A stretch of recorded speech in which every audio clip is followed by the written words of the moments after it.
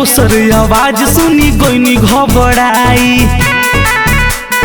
सुनो ना कॉल किए तो तेरी मम्मी उठाई, और दोसर आवाज सुनी गोइनी घबराई।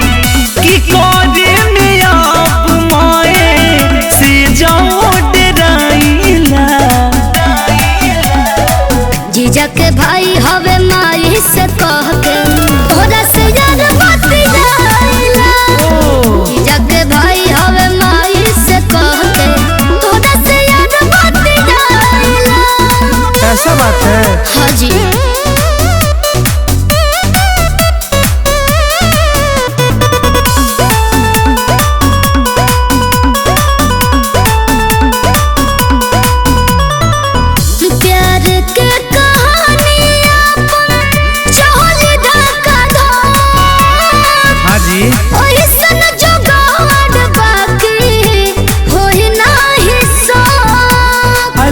सोना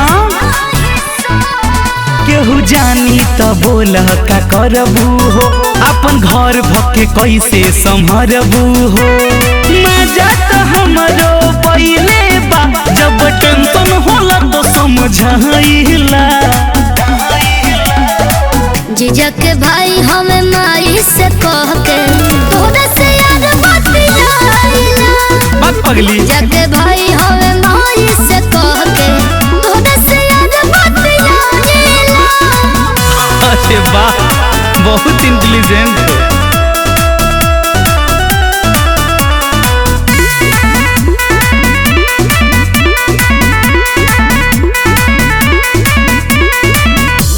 नंबर पर लिखल बाटे मोनू बेला, सूरज के संगे होता लव वाला खेला।